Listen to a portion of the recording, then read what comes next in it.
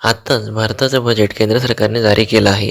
भारताचा वित्तीय वर्ष कालावधी चालू वर्षाच्या 1 एप्रिलपासून पुढच्या वर्षाच्या 31 मार्चपर्यंत असतो. घटनेनुसार सरकारला दर वर्षाच्या सुरुवातीला बजेट सादर करणं आवश्यक असते.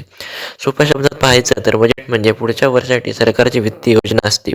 विशिष्ट वर्षामध्ये उत्पादित वस्तू आणि सेवांच्या चालू बाजार किमतीला नॉमिनल GDP म्हणतात. यालाच बजेटचा पाया म्हटलं जाते. थोडक्यात आपण असं म्हणू शकतो की जेव्हा आपण घर खर्चामध्ये नियोजन करतो की कुठल्या गोष्टीसाठी किती पैसे खर्च करावे लागतील, काय नियोजन करावं लागेल, त्याच्याने पैसे योग्य ठिकाणी खर्च होतील. एक्झॅक्ट अशाच पद्धतीने बजेट असतं. फक्त हे बजेट देशासाठी सरकार डिसाईड करतं. देशातले मंत्रालयामधील मंत्री, त्याचे सल्लागार या सगळ्यांसंबंधी सरकारला सल्ला देतात.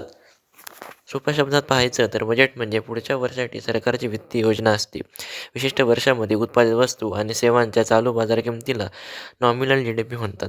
यालाच बजेटचा पाया म्हटलं जाते. बजेट बनवण्यासाठी प्रक्रिया संसदेत सादर होण्याच्या 6 महिने आधी सुरू होते. यासोबतच हेही ठरवले जाते की लोककल्याणाच्या योजनेसाठी किती पैशांची आवश्यकता पडेल. यात हिशेबाने वेगवेगळ्या मंत्रालयांना वाटप केले जाते. बजेट सादर होण्याआधी विविध उद्योगांना प्रतिनिधी आणि उद्योग संघटनेचे लोक ही अर्थमंत्र्यांशी चर्चा करतात. बजेटआधी प्रत्यक्ष आणि अप्रत्यक्ष करांना अंतिम रूप दिले जाते. बजेट बनवण्यासाठी टीमला पंतप्रधान, अर्थमंत्री आणि नियोजन आयोगाचे अध्यक्ष यांचे सहकार्य लाभते. उद्योग प्रतिनिधी, उद्योग संघटनेचे लोकही अर्थमंत्र्यांशी यासंबंधी चर्चा करतात. आता काही महत्त्वाच्या क्षेत्रातील तरतुदी पाहू.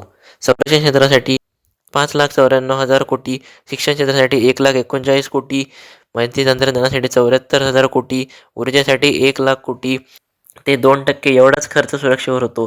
तर ब्रिटनसारख्या देशामध्ये 15%, जर्मनीमध्ये 25% आणि ब्रिटनमध्ये 20% अशी आकडेवारी आहे. सामाजिक सुरक्षा हा देशातील फार महत्त्वाचा मुद्दा आहे, पण यावर कमी खर्च केला जातो. यावर्षी संकल्प निधीमध्ये महिला आणि मुलींसाठी निधी कपात नसली तरी त्याला भरीव वाढ नाही. त्यासाठी मागील वर्षी 26,900 कोटी तरतूद होती, तर यावर्षी 28,163 कोटी एवढी तरतूद आहे. सगळ्यांमध्ये अर्ध खात्यात सगळ्यात जास्त पैसे जाणार आहेत. तो आहे 19,00,000 कोटी रुपये. देशामध्ये अंतराळ क्षेत्रातही खर्च वाढवणे आवश्यक आहे, कारण मिसाईल लॉन्च करताना अनेक देशाला अपयश येते, पण यामध्ये खर्च वाढलेला पाहायला मिळत नाही.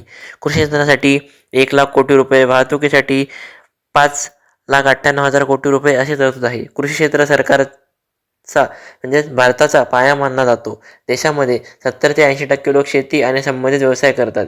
यासाठी बजेटमध्ये जास्त तरतूद आवश्यक आहे, पण यावेळेस तशी तरतूद पाहायला मिळालेली नाही.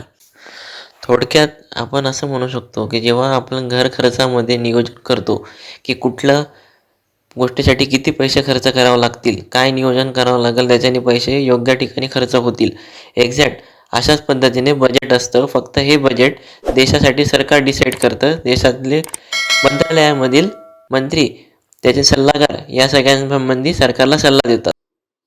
देशाने जारी केलेल्या बजेटबद्दल आपल्याला काय वाटतं आम्हाला कमेंटमध्ये सांगा आणि चॅनल नक्की सबस्क्राईब करा. धन्यवाद.